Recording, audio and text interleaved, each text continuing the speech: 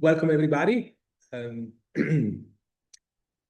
happy to start this brief seminar conference on a very interesting topic entitled Women and Winter Sports in Europe. So I know that I have students here studying governance of the European Union, so it's a pleasure to have you here.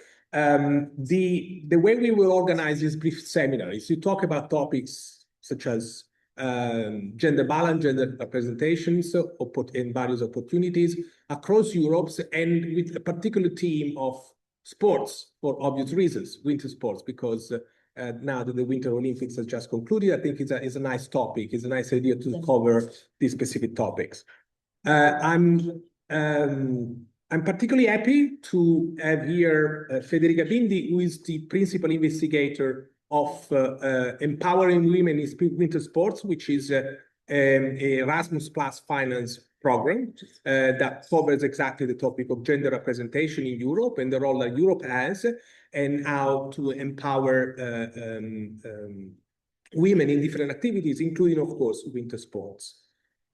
I think the best way is to, I'm not in a position to introduce properly the speakers of this panel. So I think I give the floor to Federiga Bindi to introduce the speakers, and then we'll start with the specific topics here. So exactly. Well, I'll just say good morning, everyone.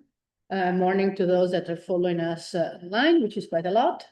And I'll just say a couple of, so this is one of the closing events of a project that is called EWAS, Empowering Women in Alpine Skiing. And Sasa has been with me with the project since the beginning, while Ale and Sarah were nice enough to join for the conference. And up there you have Sophia, who's also been us with since the beginning. And the whole project starts because when I went back to alpine skiing after 30 years or so, I noticed that nothing had changed. Extremely misogynous. Even today, I was listening to the radio, my son, national ski team coaches, and I'm always the mom.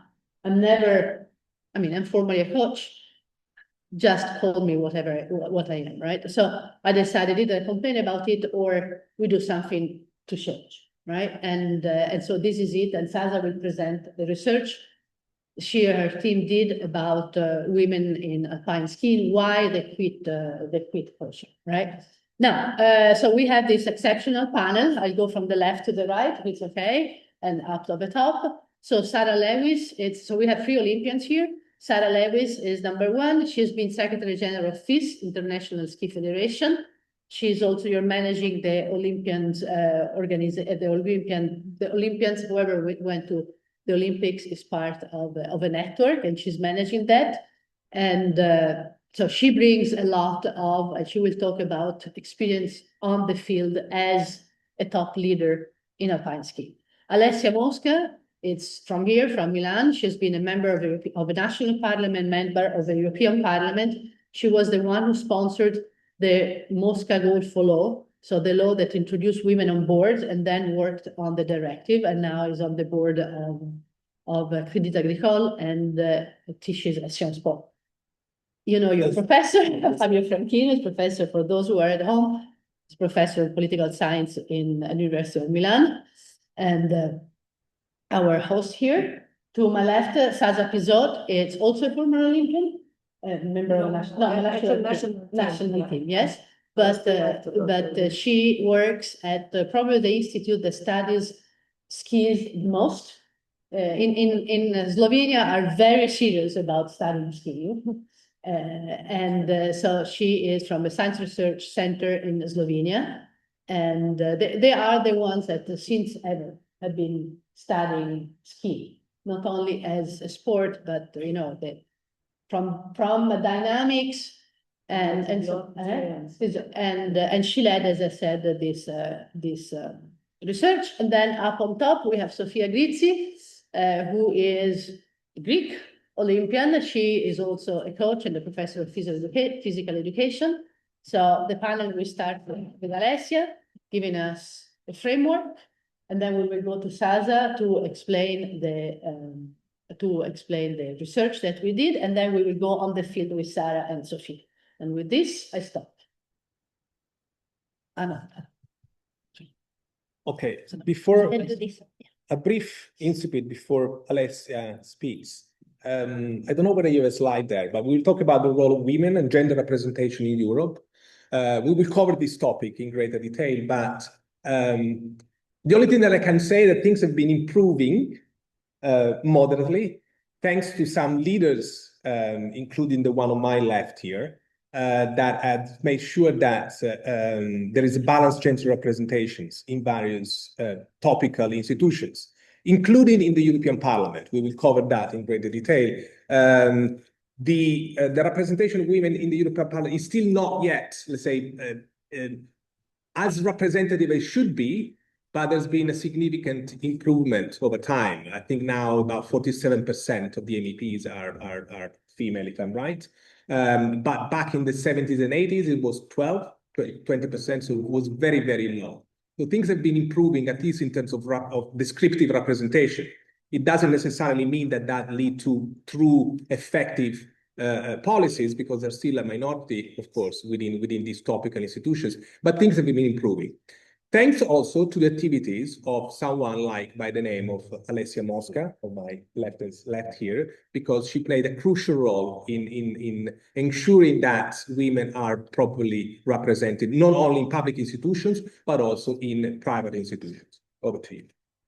Thank you very much. Thank you, Fabio. Thank you, Federiga. Thanks for the co-panelists. I'm very happy to be here, and I have to tell the truth, as Federiga invited me to this very interesting conference, I told her that I could for sure talk about diversity, empowering women, but I can't say anything about sport, especially winter sport. I just ski for fun, but but she assured me that I can set somehow the general environment of why empowering women is a topic that can apply everywhere in every field. And so I will try to tell you what, in my experience, what I tried to do using the powers and the possibilities that I had for in a period, and I'm continuing doing in different roles and positions,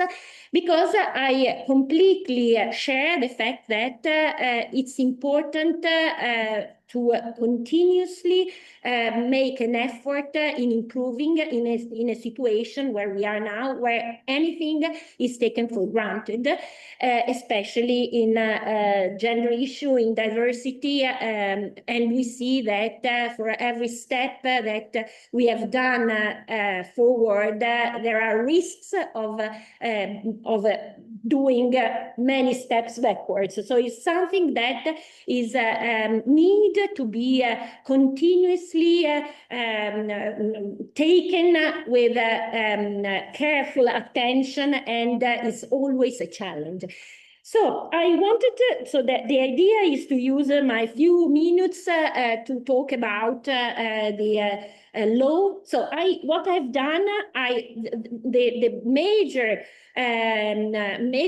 act that I could do, leaving somehow an impact to the society, has been what has been mentioned by Federiga and Fabio on the law that introduced the gender quota in Italy, and I will tell you something about that in a few moments. But since Fabio introduced this representation in the European Parliament, I would like also to add something that I have also done while I was member of the Italian Parliament, because what I've tried to do is not only to focus on one single piece of legislation, and by the way, legislation is not the only way through which we empower women and we empower diversity, because there are many other things that need to be done, and we cannot fix everything by law.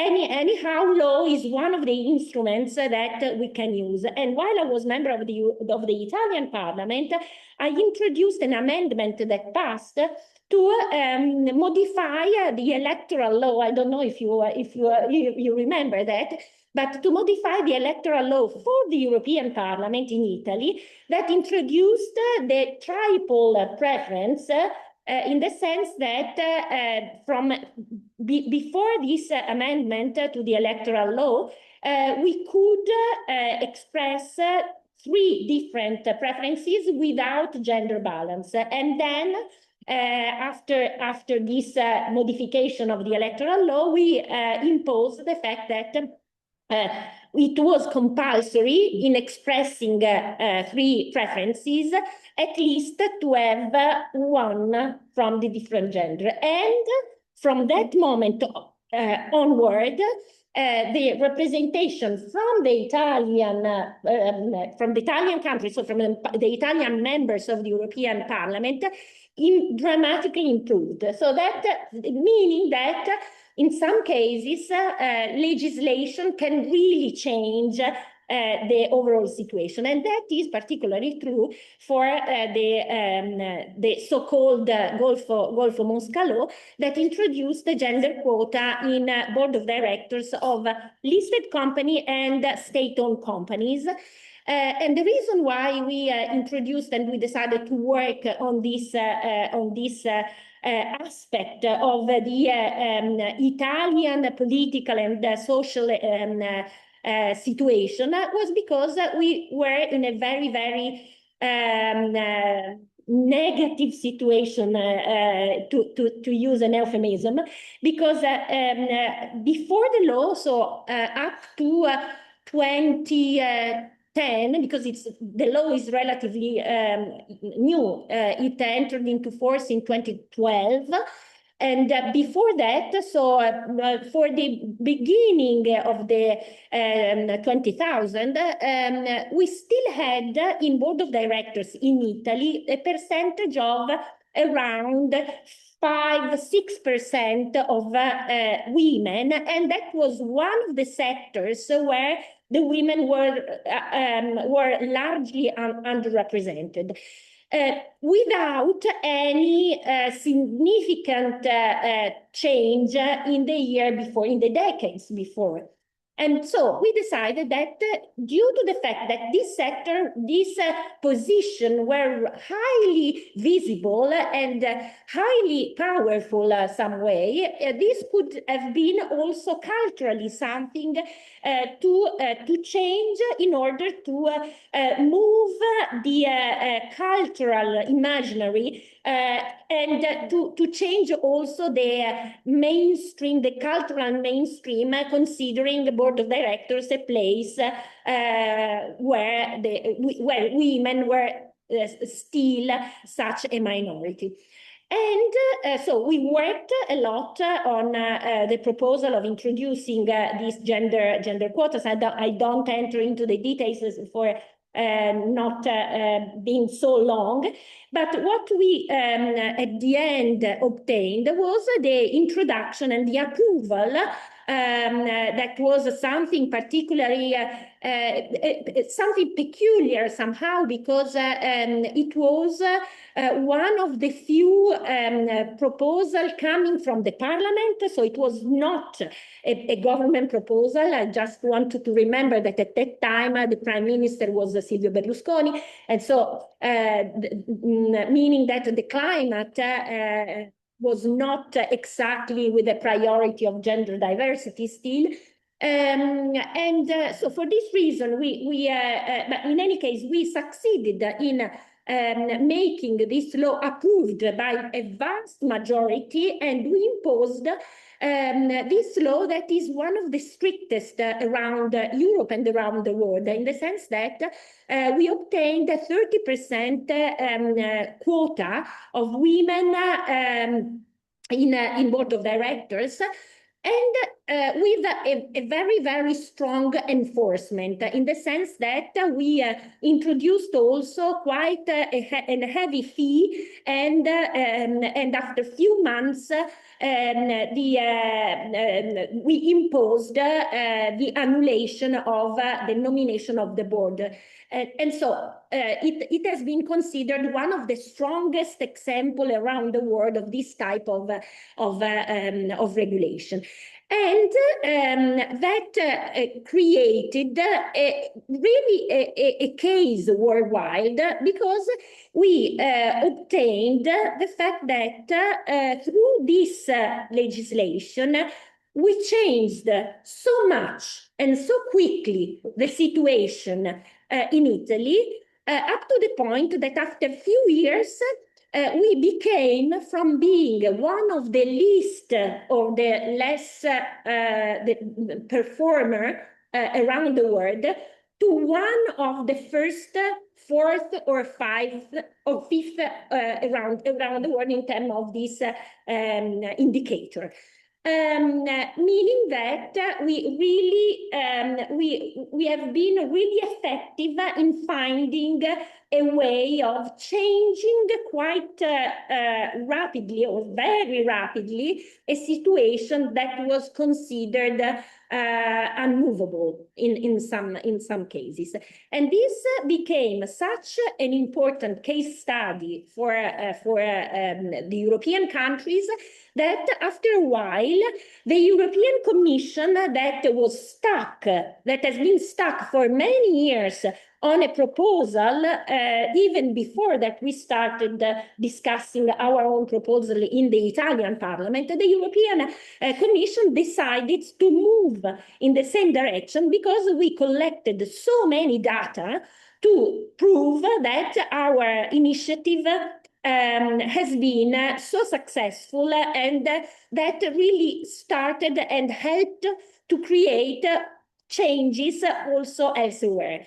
It's just to conclude, we cannot say that we completely changed the entire society for the better, because there are still many areas where things need to be fixed, as Federiga just mentioned before, and as I mentioned before, laws and regulation are not the only tools that we can use to fix this situation. Still, what I've learned, and the message that I want to deliver also to you, is the fact that also in places such as Italy, where the situation seems to be unmovable, unchangeable, there are ways with building up the right environment and working with the right stakeholders, and at the end, through some action, you can obtain a great impact. And I think that this is the best message to deliver that can be applied really in every field, including the sport where we are talking about. I'm very curious to listen to my co-panelists. Thank you very much.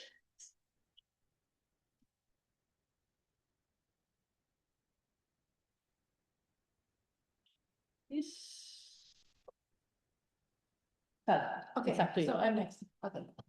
So I would like to thank you for the opportunity to speak about this research we did together with this EWAS project. As Federiga told you, I'm coming from the Science and Research Center Institute for Kinesiology Research from Koper, from Slovenia. And what I would like to share with you today, it's okay? You hear me? Yeah. Oh.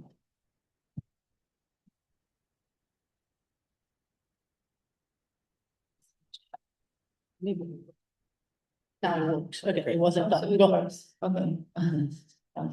So what I would like to share is some research. We did it. It was a survey. Can you just give it? So it's a survey about a woman and active skin coaching, and we are researching why are they coming to this, let's say, professional as a coach, or why are they quitting, and why, what's the main obstacle, what is the joy, and so on. Because, let's say, from the background, we know all that are underrepresented in coaching and leadership, especially in the Alpine skiing. Why is that? Because a lot of reasons we're going to speak up. One of the, I will do this. So, one of the that's shining example that's now when this Olympics is starting Fabio, which is the head coach of Kinesiology, and which is it could be our let's say role model, and I hope it will change also because of her. But anyway, why are so many barriers? We did a research, which was, let's say, sorry, okay. Let's say what was our survey overview.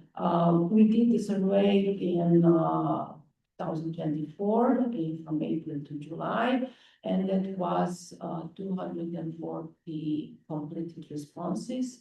And the survey was not so long way. It was in English, and it took about 10 minutes to participate. So let's say what was sample profiles. Majority of respondents, female respondents, were aged from 26 to 45. That's been 60% of this. And what was a little bit surprise for me, it was that the level of education level was pretty high if we compare to the male.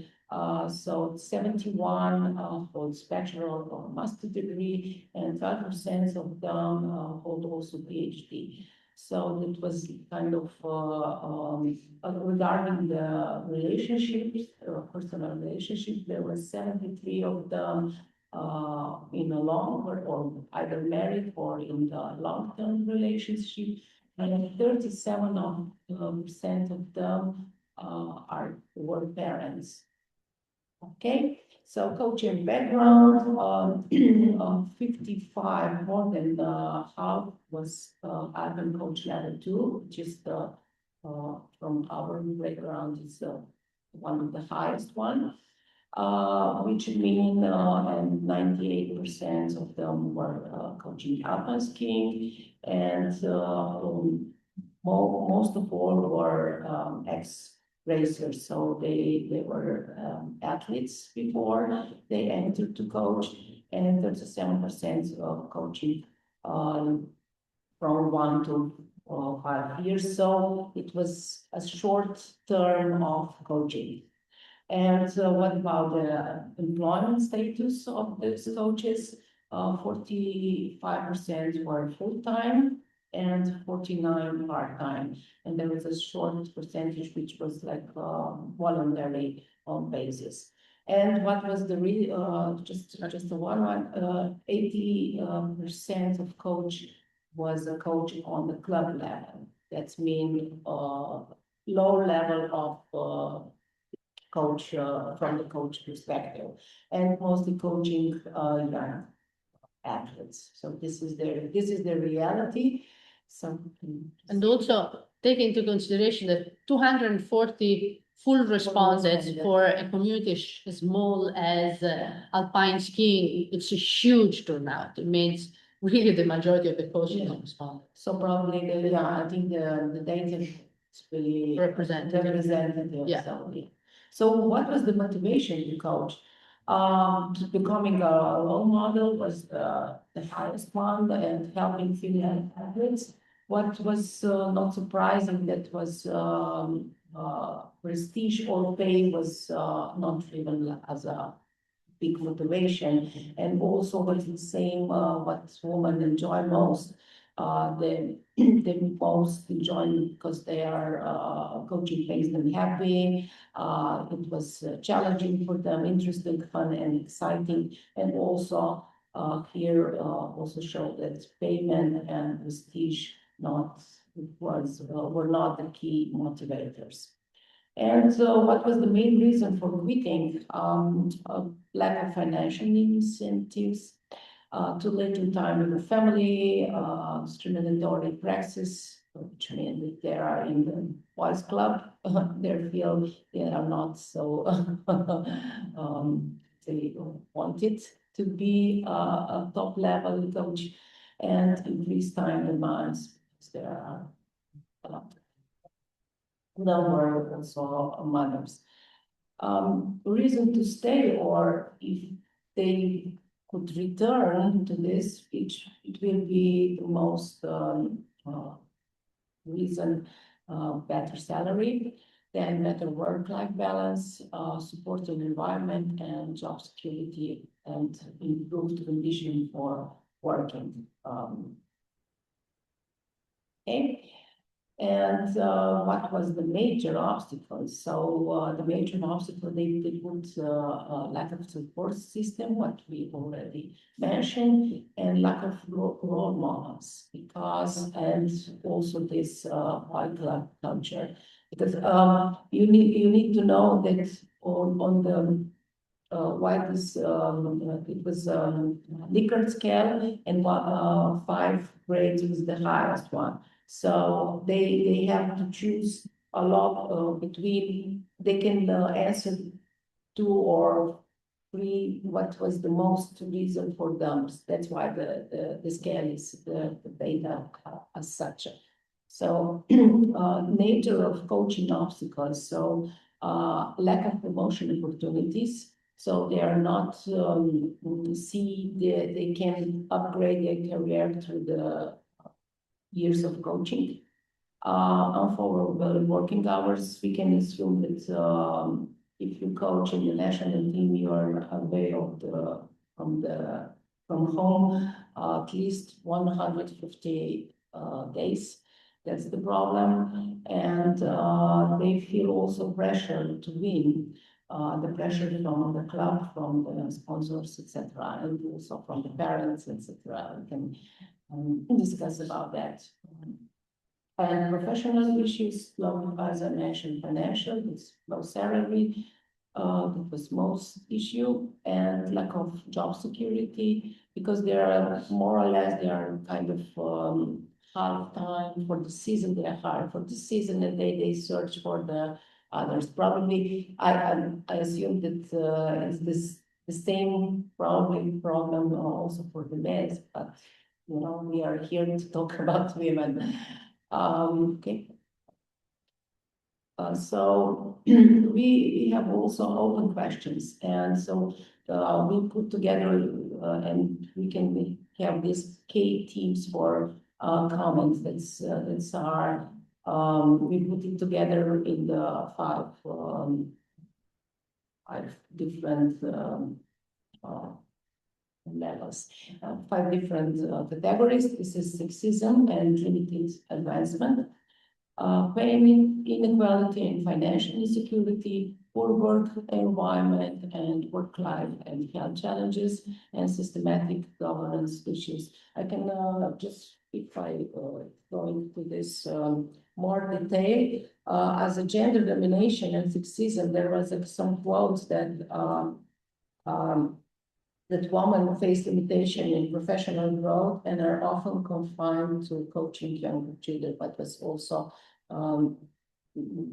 showed in our research.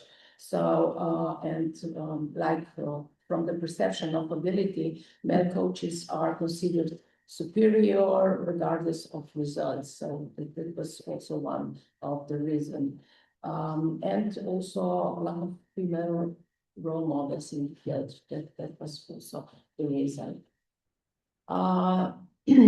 So from this, I already said this. So the changes. So from the conclusion, this was the just briefly go briefly with this research. So we can conclude from the data that women face systematic professional and personal challenges.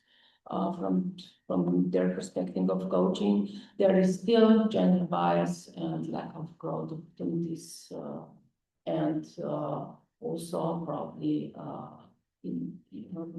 as the same for the men, salary and job security are critical for retention.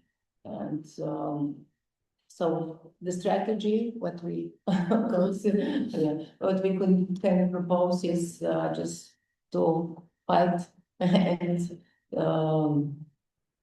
let's say promote and combat gender bias through training, to be more competent, provide mentorships, and enable professional development, ensure equitable payment, and it's like a promotion pathways to can promote their career, and support work-life balance policies and increase visibility of female role models. This is the point. So this is from my side. Maybe if you would like to add something. No, just as I said, it was for the for the very low number of people that we have coaching, female coaches, the number was huge. The response that we had. I mean, at the very least, 1 in 2 responded. At the very least, I think it's more. And we have been investing hugely on development, and I think there is a long way to go, because you know the main problem is the culture. But we will hear from Sara and Sophia from the ground. Here you go, Sara. Buongiorno, everybody. Good morning. It's a pleasure to be with you, and perhaps to give you an insight from the inside, having worked at the International Ski and Snowboard Federation for 26 years, and 22 of them as the Secretary General. This one is better.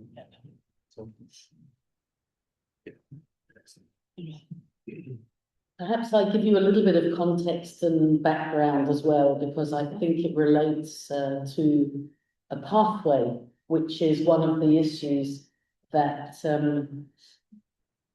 our co-panelists have also presented as being challenges. That I've been involved in the ski industry since I took up ski racing on a full-time, on a professional basis, which was at just turned 16 years old.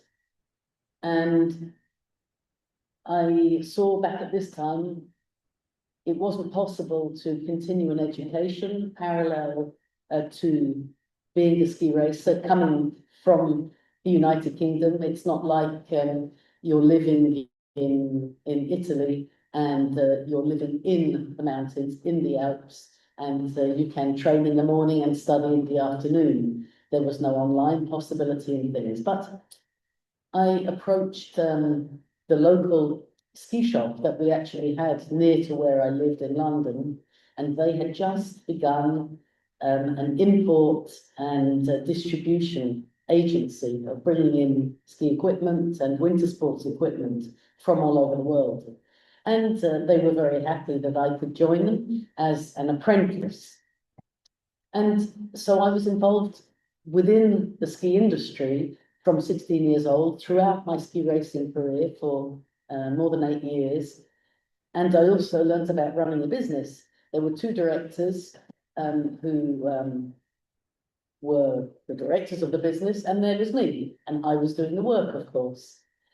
So it was a great experience and a unique opportunity. But of course, I was then already used to working in an environment where there were no other women. We were just 3 people. But then in the other parts of the ski industry that I connected with, other importers, manufacturers, agencies, also all of the ski shops that we were selling to, there were very, very few women involved. And when I was competing, well, I think this is a very relevant point for the discussion when it comes to skiing and snow sports, is actually, it's a pretty balanced sport. And the number of participants are really pretty equal. And when you look, even just reflecting the last 2 weeks, who has really had the attention? I mean, in Italy, you know, there is so much celebration around the female stars from these games, both in skiing and in the other winter sports. So as a sport, as practitioners, it's very much a balanced sport. And I never understood actually within, especially working longer and longer within the sport, why isn't it represented by its constituents? Because that is very important in all areas of society. If you have people who are not constituents talking about it, making rules, making decisions, but they actually don't have really the deep knowledge, then something isn't working. When it's, of course, possible to do that. It just needs to happen. And so I'm going to be part of making that happen. And really, that's what I had the opportunity to do. So after my ski racing career and having worked parallel in the industry, I set up my own company. I worked a lot within the ski industry and within doing different projects, but all within snow sports. And I was co-managing my the English junior ski team. The then national body, the FISI of the United Kingdom, the British Ski Federation, was given the mandate that they had to set up a professional organisation. Until then, the sport had been run, like in still many sports, on a very much voluntary basis. And they approached me to take on the role of being the Alpine skiing director. And let's say it's a long discussion, but I did. I took it on. I worked then within this new organisation, and we got 3 men in the top 30 in downhill within 2 years, and 2 women in the top 30 in slalom and in combined, or top 18 combined actually. So we got to a very good level pretty quickly, and I was part of the World Cup circuit, attending a lot of competitions, FIS events, calendar meetings, congress, and so on during my 4 years there, and really learned the inside of the sport, the leadership, and making the very good relations across the international network. And I really was the only woman involved at this level. And I had many opportunities also to officiate in competition juries and so on, because coming from Great Britain, you generally have athletes who are competing quite near the end. So you're on the slope anyway. And so it worked conveniently for everybody, but was a very good education in that area. And in the beginning of the 1990s, FIS began to professionalize its organisation of the competitions, so that instead of having volunteer technical delegates like you have in most international competitions, who were responsible and took the responsibility for officiating the competitions at World Cup level, they said, no, we have to have professionals to do this. So it's consistent across the whole season, and this is what they did. And quite quickly, within 2 to 3 years, they realised, perhaps we need to extend this also to have a qualification level for the World Cup. Otherwise, the sport will just go off on its own and disappear from the grassroots and from the lower levels and have no pathway to get there. And so they appointed a coordinator for the Continental Cup Series to set up a qualification system. And I applied and was given the role. So I came into another completely new position to start again, and we set up the 5 Continental Cup series existed, but very different structures, different regulations, different levels. So we harmonized those rules where it was relevant and possible, and had differences in Europe where it's much bigger, in North America as well, and then in the 3 smaller cups. So there was a great opportunity for me as a woman. Let's say when I joined the International Federation, there were many more challenges insofar as being accepted. Because whilst I had the opportunity to meet a lot of responsible people during 4 years leading the British teams, and had shown my competence to do the position, I wasn't being appointed because I was a woman. I was being appointed because I could do the job. And I really felt that. But there were many other people who I hadn't met, and they were, really? A woman and from Great Britain? You can't be serious. So this was quite an interesting situation, but actually, you know, I was an athlete, I was a competitor, and I actually relished that challenge and thought, no, this is a great opportunity because I know I can do the job. So I will have that opportunity. And actually, when I'm doing it well, then that will be reflected. But okay, I can't afford any mistakes. One mistake and it's, well, what do you expect? It's a stupid woman and she comes from doing the man's job and she doesn't even come from a ski country. But I guess I must have done things quite well. First of all, we have within the Continental Cup series that still exists 30 years later, many of the same regulations, and the important regulations, which is there is a pathway for athletes from Continental Cup to World Cup with fixed starting places for the whole next season. And this we put in place back then. So it's a testimony to the fact that, okay, it works. And it wasn't necessary to change it. But then after doing this position again, 4 years, Olympic cycle, the then Secretary General, he became the president. And he had discussed with some of the council members, I guess, what do you think of the possibility that Sarah takes on that role? And he must have had a quite positive reaction because I was appointed. But again, another step in, well, maybe we need to be a bit careful here. It's our first woman in a leadership position. Management, this was one thing, and Continental Cup, who really notices, it's not such a big deal, it's not in the spotlight, it's okay, you know, fine, and we can tick a box because we have a woman doing that job. And another nation, because at that time it was really only very much Swiss and Central Europe, 1 or 2 others was a very small network. And so they appointed me as the secretary, well, first of all, as the director. They gave me the title of FIS director, but I did all the same work of the Secretary General, all the same responsibilities, and yeah, basically dealing with everything that the elected officials don't want to deal with. So all the problems land on your desk. And then after 2 years, I was also given the title, the Secretary General. Nothing changed. Still the same responsibilities, the same salary, and on we go. And I had that role for 22 years. When I began, there were no other women in leadership positions, not only not within FIS, but in other international federations, and also in our own national associations, very, very few.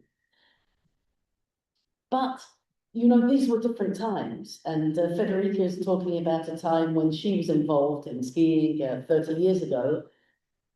I didn't see it being a huge issue because that's how it was then. You didn't question it. It's just, okay, so I'm competent and able to do the job. So I have that position. And I guess my understanding back then was, well, other women don't want to. They're not interested. That's why there aren't any others.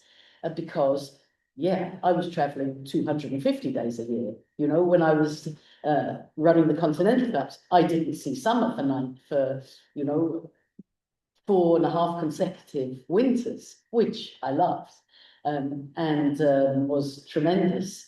But you have to accept that.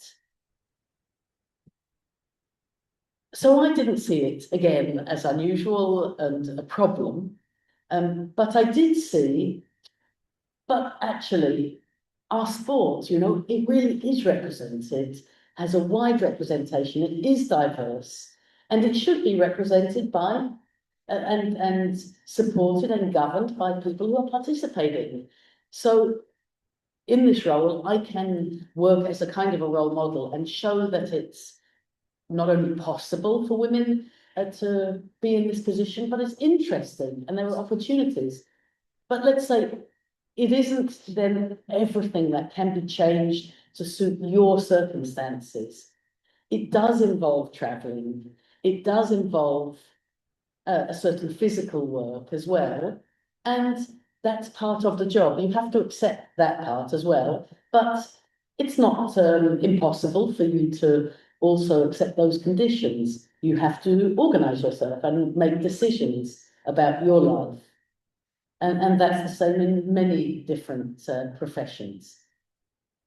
In English, we have an expression, you can't always have the cake and eat it. You have to make some adjustments to how you're going to be able to eat the cake. Yeah, so I think maybe I can come back later on to some of the things that I tried to implement within FIS. Now, you have to imagine at this time, it's a council. It's known in some federations as an executive board. I was in my early 30s. I was less than half the age of everybody. And the mentality was, if it isn't broken, we don't need to fix it. Now, this is quite different, of course, to the sport and society where even 30 years ago, where things didn't go so fast, they still needed to evolve on a continual and a regular basis in order to stay relevant, to be interesting, to be attractive for the media, for the public, for the athletes. And there I had to be quite careful. You had to realize quite quickly, there are some battles that we really need to win, but there are other battles that maybe it's not worth the fight. So let's try to build up the tactics and find the way. And it took a couple of years to learn that, but then I think we succeeded in quite a good way in some areas, and there are still some open areas. But I think I can come back to some of those problems, so those opportunities and those successes and failures. But just to give you a little bit of context to my pathway into the sport and how the situation was. Thank you. Sophia, you ready? You have to unmute. Okay, here you go. Can you hear me now? Hello, everybody. Thank you for inviting me. I'm Sophia Gritsis. I come from Greece, a small country according to the ski magnitude. I was very lucky to be half French and half Greek, but I always worked for the Greek government and sports development. My career started as an athlete for 10 years. I was selected, but I didn't go for the Olympics of Lake Placid. I didn't go because I didn't participate because the women's village was too far away from the men's village, and so they preferred for me not to go as a woman, and in my place to take another man. So that's how my experience started, that I have to do something about all this discrimination. And after that, I became a coach. I was a national coach. After the club's coach, I was a national coach. Then I was heading all the coaches of my national ski association to make 4 years development plans for cross country, for and biathlon and alpine skiing. I participated as a coach in Albertville. I was coaching the girls, the ladies, and the same year or the year before, I don't remember exactly, I was chief of delegation for a world championship in Zalbach, Hinterglemm. The whole thing I learned after that. I was a professor at the University of Sports, teaching, producing coaches, men and women. And after that, I joined the FIS in some youth and children committees, ladies committees, and now I take care of Paralympics for Greece. I'm a president of my club, and I'm very happy for that. Athens ski team. From what I have understood all these years is that you need, as a man or a woman, you need to be multi-skilled. That is, you need to go hands on deck and have the knowledge for that to can move on snow with a pertinent way, and also have a proper education to manage situations.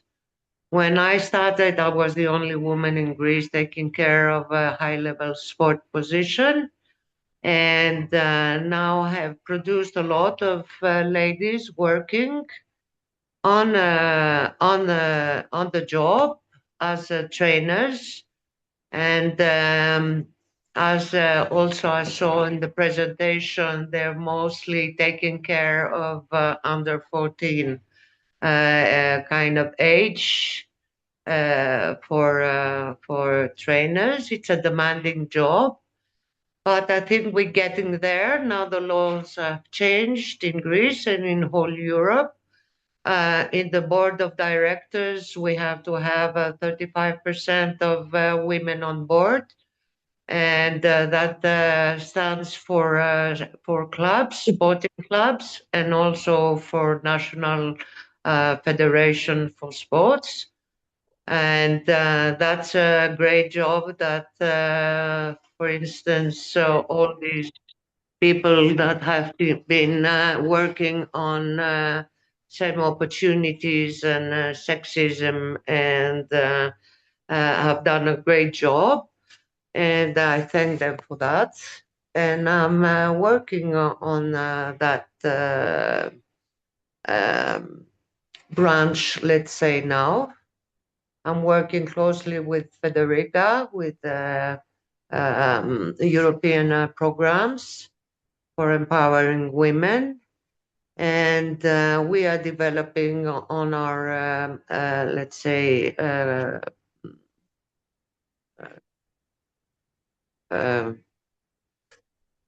where I come from, let's say from Greece, we're working on developing skiing and on a higher level. I think we do a great job. I don't want to keep you more. I can give you a funny example of one thing I had to do in Hinterglemm. One of my jobs at that World Championship was to communicate with all the sponsors we had invited in a pool meeting in Greece, to communicate with them at the end of the race. And I couldn't get an appointment. I had seen everybody but one, and I couldn't meet with him. Like he never had time, and for me, and coming from Greece and being a girl and all this. So I pushed him hard to get this appointment, and he gave me an appointment at the swimming pool. So I went. I went from Hinterglemm to Saalbach to go and wear my swimsuit, and I dressed up again with my ski clothes and went to the swimming pool. I swam near him, and after that, with our towels, we had a meeting. So that I did get my job done, and okay, that's funny to talk about it, but I think that if I didn't do that, haven't done that, I would never got the meeting with the guy.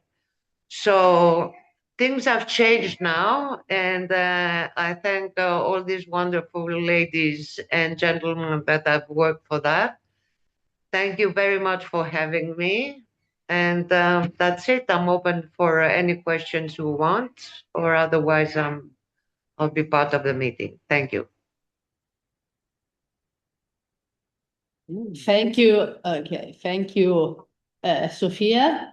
And we are now opening the floor for questions and comments. If someone wants to react to each other, that's good as well.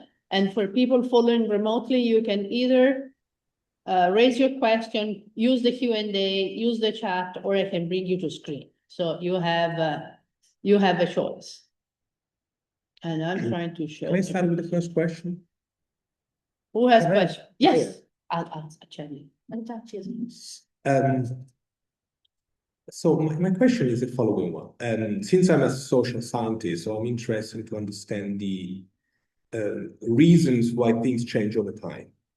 So what I would like to ask you, to all the panels here, could you provide us with a long-term views of how things have changed over time, in terms of course, gender representations in different roles, and why do you think those things have changed? So let me be precise, a bit more precise here. Sasha has presented the results from your analysis there, and you have pointed out a bunch of issues: the role of, the importance of role models, and we do have here 2 role models, okay, that have that have testified, so given testimony about their activities, and I wonder whether you can tell us about to what extent do you think that actually might have an impact over time on the role of women? Have you really inspires new generations? How are new generation doing in terms of now being a dominant, more present, more important role into sport representation in society, generally speaking? And second question is, so you as a role model, that's the first question. And second is, the question is, do rules have an impact? Okay, because we have the representation from Alessia on the importance of changing the rules. Rules are formal rules, but there are sometimes informal rules that do play a major role. Do they matter? Have they mattered over time? So generally speaking, it's a consideration about how things have changed, whether they have changed, because they have changed undoubtedly. We do have data for that, but why do you think it's been the case? And probably also a bit of consideration of where we should go in terms of the future representation for the new generations in terms of the roles they have in these activities. I don't know who can start first, but I think, I don't know, we can move on with the role models first, okay? The role models, and then also the legislators. And No, the role. Wait, just one sec. Okay. Sophia, try to get out once to go on the background again, because I can't show the other speakers. I don't know what is going on. Close your mic, Sophia. It's closed. I don't know. Okay, Ale, go ahead. I have no idea what this is. Go. You just have to change the view. Yeah, I'm trying. I'm trying to change the view. I'm on gallery. Try, Alex, try to speak and see if it goes No, back. Sarah is done. Okay, sorry, go.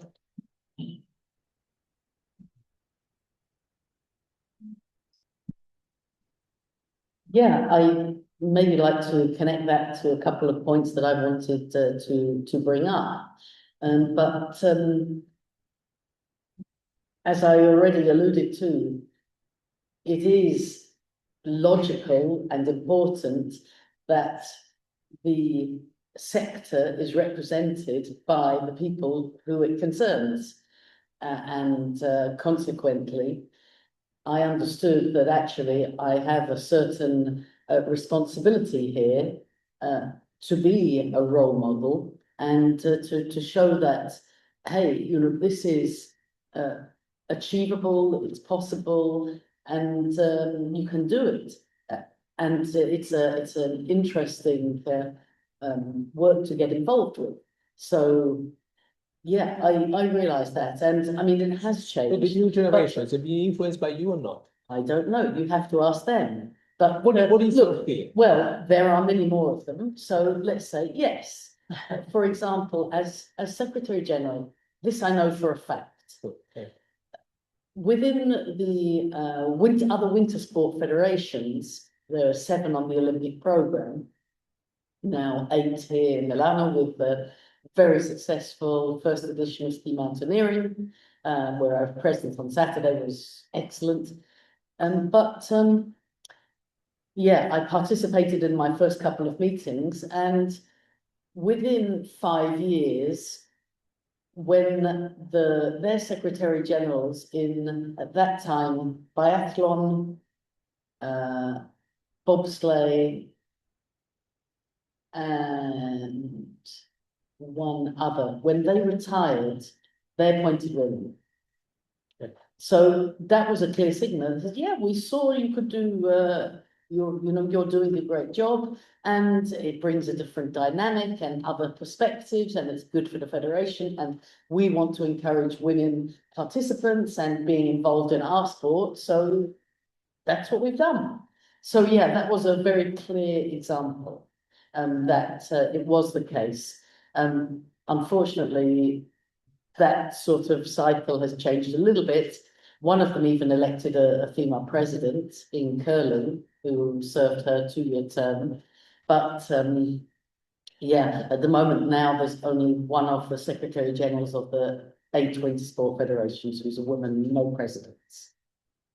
When I took on the role of secretary general, we didn't have an athletes commission.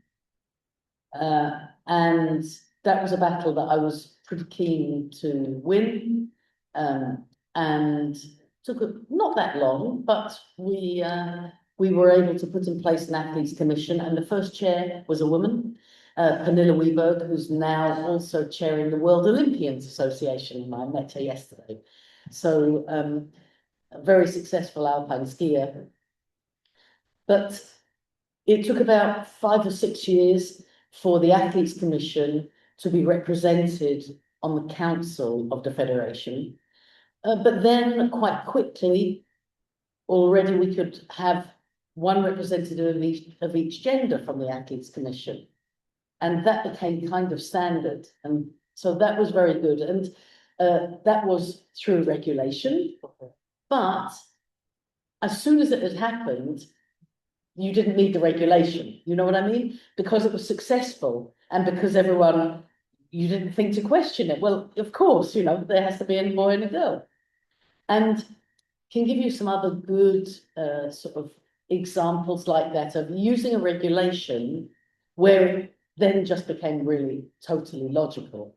And it was with adapting the system for financial support for the national associations. So at FIS, we were able to implement a very good and generous financial support to be paid to the national associations from the income generated at FIS, but also from cost savings we could make, so that where possible, you know, a large amount could be distributed. So the system that had been in place before was very basic. It was consisted of how many athletes participated in the World Championships, because many years ago, it was necessary to pay all of your own expenses to go to the championships, accommodation and travel and so on. And we were able to implement a change quite quickly so that the organisers cover the accommodation. So then that wasn't so necessary that they needed, that was the reason to pay the financial support.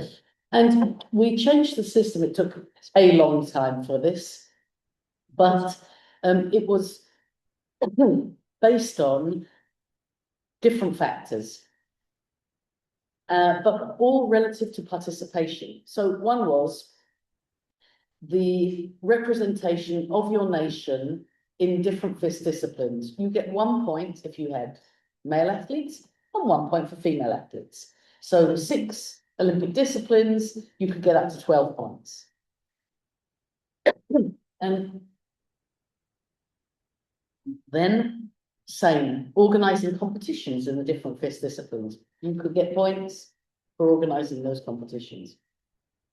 And ultimately, then the calculation was made using these factors, and still something based on participation in World Championships, but much smaller amount, and then a basic share for everybody.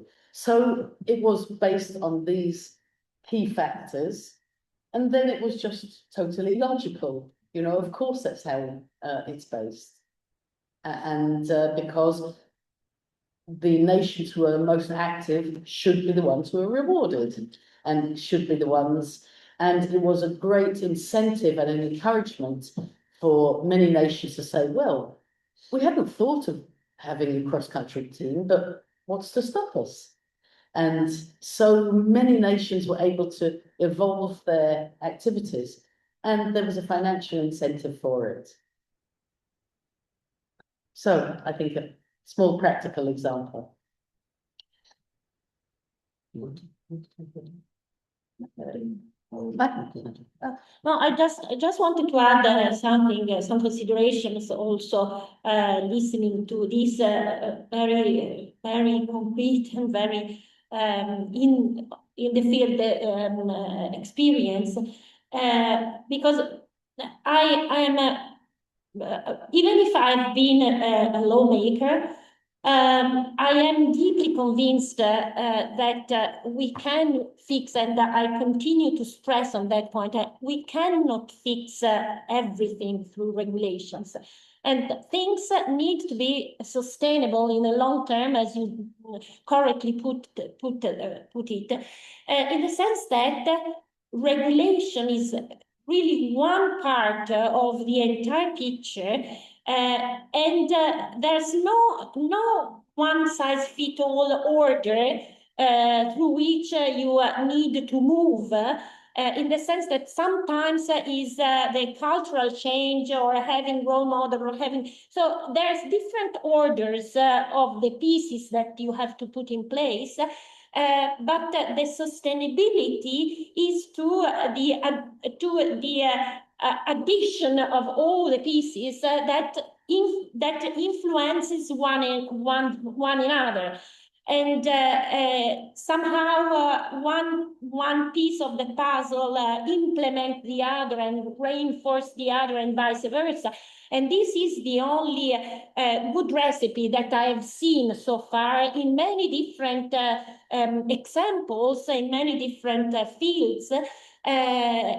And I can put in the list for sure regulation, for sure culture, for sure economic sustainability, but for sure also something someone mentioned before, also practical conditions, organization, and all these things together, actions together, need to be beared in mind when you want something to change, and something to change for the long term. Because if you do not know and do not are aware of the fact that you have a toolkit of instruments that you can use, perhaps you can change things for a short period, but then the risk of going backward is always there, as I told before. So it's really important that you continuously move the things, you continuously use all the instruments that you have in your toolkit, because that's the only way through which you can reiterate a practice to a point when it becomes natural. So that's my comment. Go ahead. Okay. Thank you. I just really agree with my previous colleagues, Sarah and Sylvia. And I really do believe that all those movements, all those such as our project is, it's one key for development. Because if we don't do anything, if we just be silent or not put forward the problems or obstacles or what should be done and it's not, I think the change is not here. So this is my role, and what we also see, and we can confirm some things what we already know from our research, and there is some gaps also which we could put forward. So this is the point. And also, I think I want to say something. It's not that having women at the lead, it's necessary.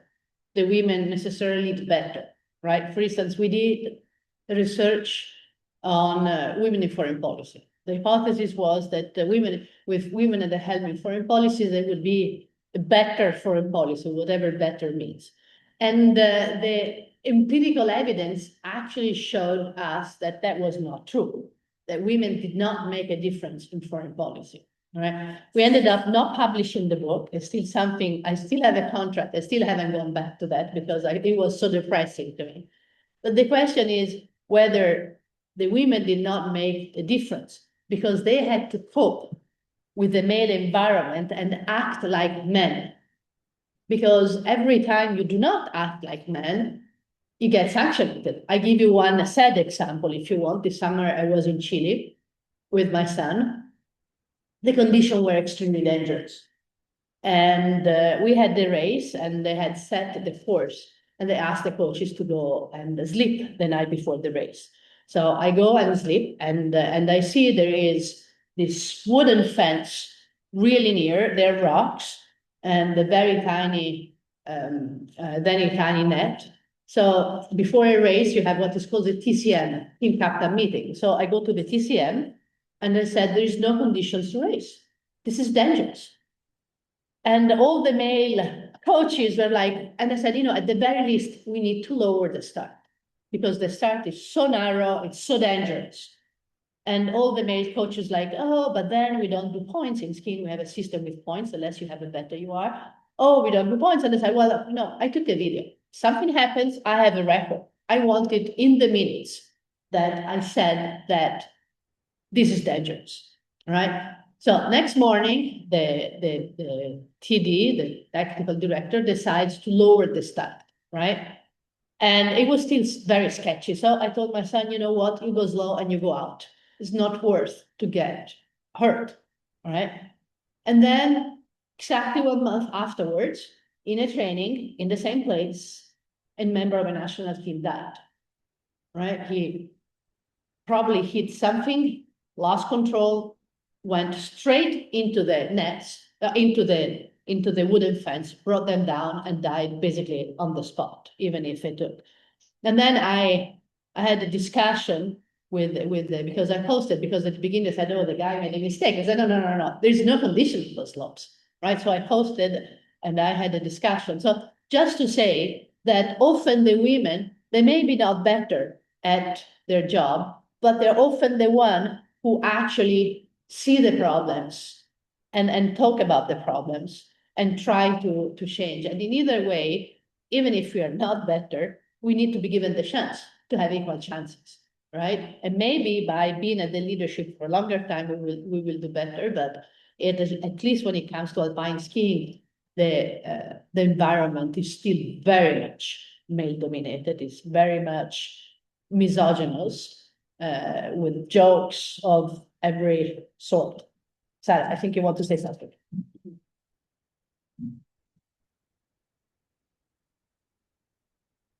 I think it's especially relevant to talk about some initiatives that the International Olympic Committee have taken here around the Olympics, which have been quite important, and they took quite a few years ago, actually. It's about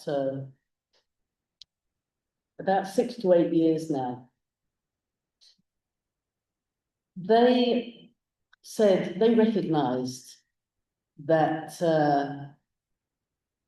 women's competitions and really across the games were not being presented in an equal way, in a balanced way. Let's also put it like that. And that there would be really clear actions to change it, and they did. And when you look at the scheduling now, there was very classic scheduling that the competitions, the men's competition would always be the last one, always have the best time, or the first one, whichever was sort of the highest profile, that one would always be for the men, and then they would fit the women's competition around. That's totally changed. And now that is very much balanced. It alternates. Sometimes that's a men's competition, sometimes that's a women's competition. But they took a lot of action there. They also have really gone through their media coverage in a very systematic way to make sure that that's balanced in terms of the use of photos, the use of articles, and to have a good balance. Of course, with the different sports and disciplines, but also with the genders. And that has been a great sort of direction given also to the federations as well. And we took the initiative to neutralize all of the rule books. So that meant in the rule books were basically drafted in German to a large extent, and used the formats that the male format, and then there was a footnote or at the beginning to say where the male is used, this also applies to female. But it was not very difficult actually to change those rules, even without AI. But of course, it was still with search and replace. But there were 70 different publications that were changed, and not so difficult. Where instead of using he, you would use the noun, which would say the athlete or the coach or the technical delegate, and just make it neutral. And instead of using him or that, you can use they, and all across all of the rule books. So it was a good exercise. Now they know I am, and it's just make these gender neutral, and off they go, easy. But was a good exercise. And then afterwards, of course, it's not it's like, yeah, of course, it's fine. And in many respects, it also reads better when you're using more nouns to say, oh, you mean the athlete? Okay, and so this was good. And I'm just checking the other, yeah. So a couple of also initiatives where we did use regulations, and this I haven't been involved the last 5 years, but as I understand, it's not really the case anymore. But we put in place regulations for the committees, which I think is also what Federiga is mentioning when it comes to kind of those groups who are leading the technical committees. They have a certain responsibility. There were no female chairs except of the women's committee, kind of logically. But in any of the other important technical committees, and so that was changed. and there were several who were put in place. But then we put in place a regulation that there had to be gender balance with either the chair or the vice chair. So to have that balance, and we did that. And then the next step was to put in place, well, over a period of 5 years, let's start with 30% of the committee members are of the other gender.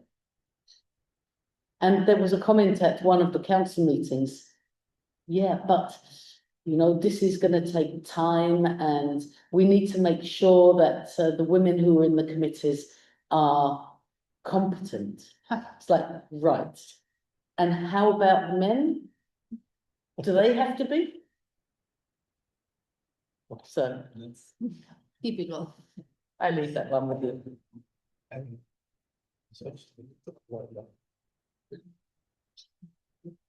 Sophia is still there. I think we lost Sophia. We lost Sophia. Are there any questions from the audience that you'd like to ask? Anything that you would like to ask? Quiet. We're not eating you. No, I have a last question still, but do you have something you want to ask? Any curiosity? So because we're heading toward the conclusion, but I do have a question. So Yes, go ahead. Is there still something, is there still something that really, really frustrates you? What is it? You know, we're talking about, you know, we picture a nice development in terms of gender opportunity, gender equality. So the picture that we have seen here is a picture of improvement. But is there still something that really, really frustrates you as a lawmaker, as a politician, as a practitioner, that still now you say, come on, we have to change these things? Because as you rightly said, things now are logical, but they were clearly not logical 20 years ago, because that seems to be logical. But is there something now, still now, that really, really frustrates you, that you like to change as politician, lawmaker, practitioner, academic, and so on and so forth? So just tell us something in terms of future challenges. That's a good question.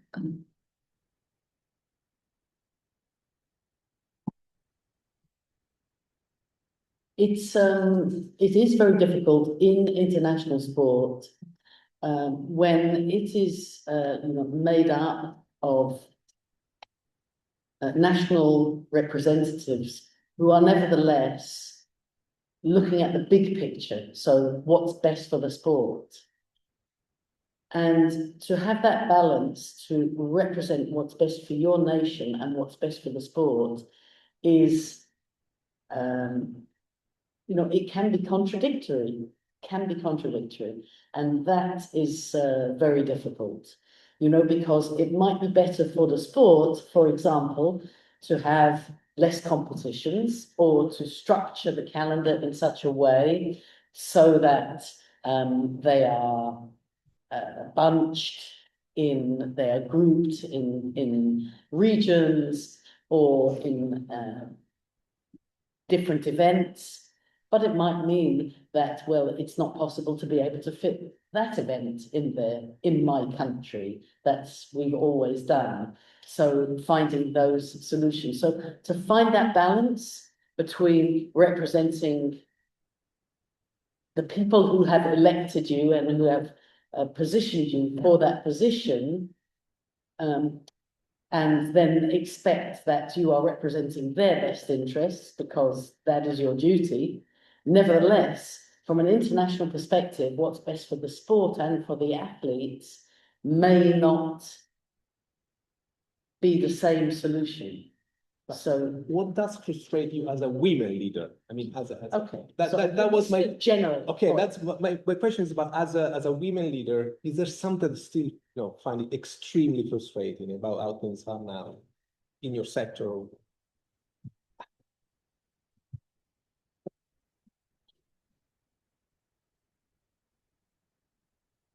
I have to think about it, actually. That's a little bit difficult, you know, because I can't honestly say that now, well, you are considered, as a woman, you are considered immediately likely to be less competent.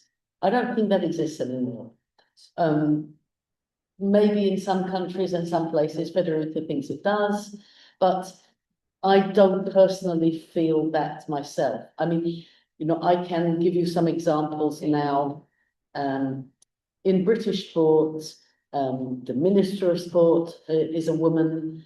The President of the British Olympic Association is a woman. The President of the English Football Association, men and women, is a woman.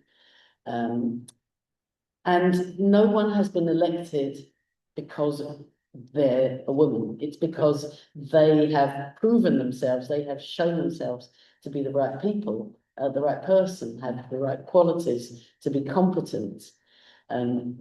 Those are some British examples. But then the new president of the World Olympians Association is a woman, former Alpine skier. Kirsty Coventry is, of course. So I can't honestly say that I feel that we're coming into this saying, oh, it's about time we elected a woman. I feel that these elections, both international and the national ones that I see, have been elected because they were the right people. And hopefully that can serve as a role model and as a kind of a vision that, okay, well, if we're good enough to lead those organizations, you know, how about across the board as well, when it comes to further management positions and other leadership positions, and then down at the grassroots and in coaching roles and things as well. So yeah, you know, coaching is, I do think it's still one where there's a long way to go and needs a lot of help and a lot of support, but also from the perspective of the women, there needs to be a certain understanding that there are factors involved in coaching that the challenges that you evaluated in your study and things, that you have to say, okay, if that's what I want to do, you know, it is perhaps less well paid than some other professions that I could go into, but will it give me more satisfaction? Is it more interesting? It's where I come from. It's what I like to do. These are my people.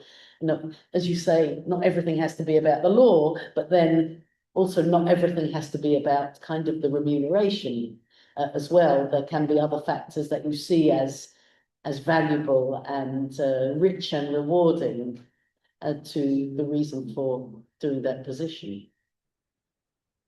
Alan. Yeah. Most closely. No, we have to admit that also in Italy that lacks a lot of changes in many aspects of the economic and social life. In the leadership roles, we have seen that many things changed, and we have seen first election of many positions, both in the political area and in other areas such as deans of universities. So we have seen and we can demonstrate that at the top level things changed, and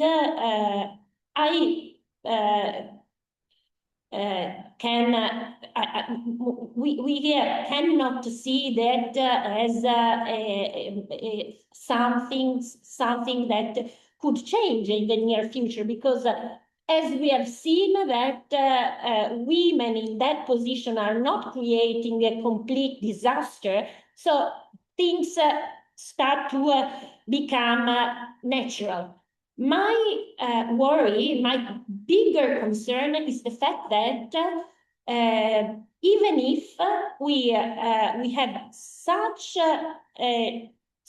changes in this very top leadership position, we are not witnessing a bigger change in the middle leadership level of the economy and society. And since our life is sustained by this middle and widespread leadership, my question is, if we have not changed the very top level because it's so visible, without changing the conditions that create the opportunities for the middle leadership to stay there. And I'm not so sure that changing this very top level is really creating the cascading for the other roles if we do not intervene in other ways.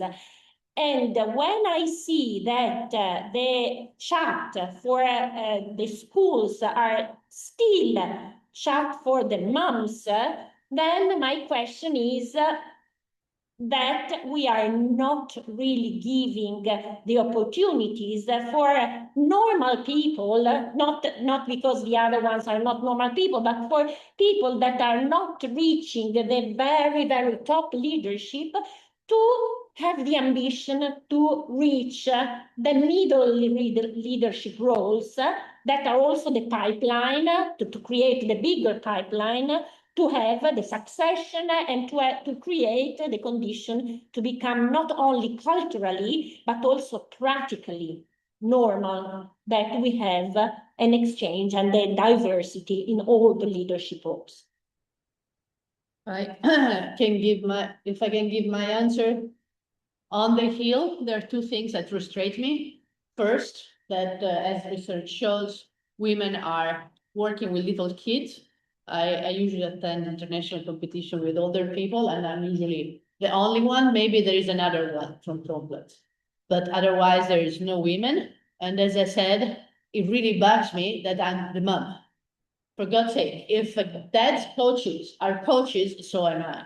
All right. And I think it's a question of misrespect. In general terms, it's a culture thing. If you are assertive as a woman, you are seen, or outspoken, you are seen as aggressive, and that is negative. If you're aggressive as a man, that is okay and very cool. And speaking of competencies, yes, there are women who are at the top, as Ale says, less in the middle ranks, but the reality is that usually women have to be overqualified as compared to men to get the same position, right? And so we're still a long way. What worries me is people your age.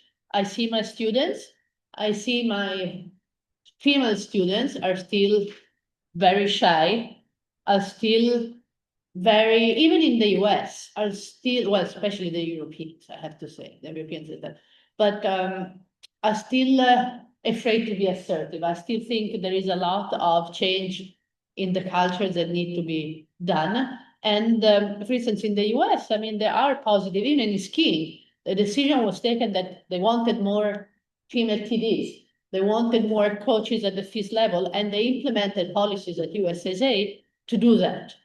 Right? So you can change, but it really needs a constant effort. It's tiring, but the moment you stop, you're lost. Inside. Well, I think maybe just explain the point of the research, not the our research, but from the research point.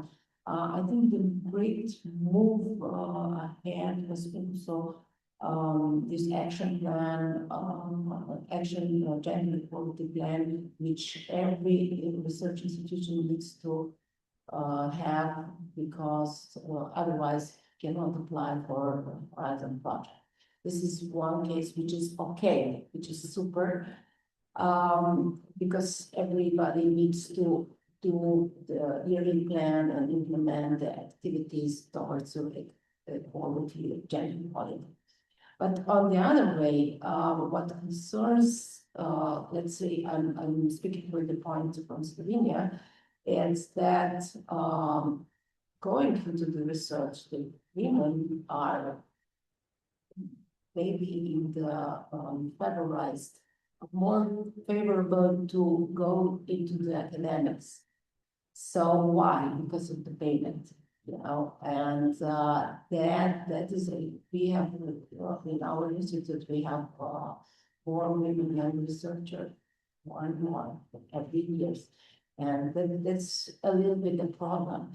And speaking with our research, sometimes it's kind of, I don't know, challenging because we need to do also research on women.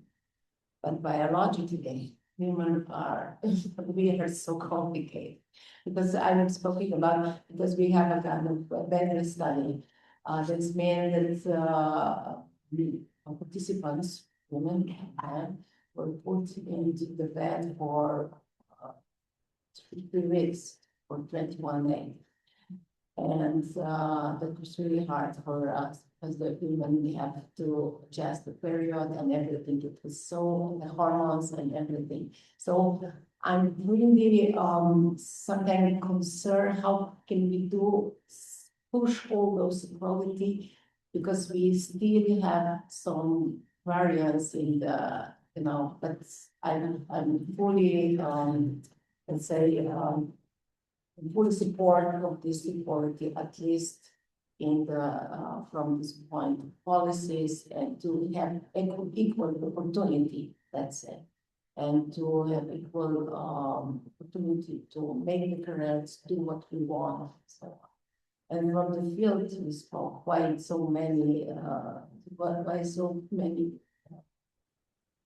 many men's, not the female coaches. I think it's really also hard demanding job, It's, to just assume that you need to have all those polls carried on and in all the conditions. It's really hard but I know they can make it, but probably it's also one stressful factor that they are not so many of. This is just from my mind. No. Okay, I think we can conclude here, also because I think it's well beyond the standard length of a lecture here.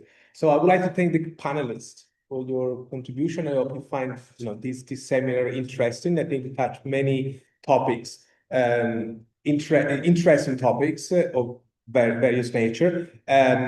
We appreciated the development and think we are clear-eyed about the challenges before you and us as well as a man, to say. So thank you very much. Thank you very much for the panelists. I think we can conclude here. It's been a pleasure. Thank you very much. Thanks.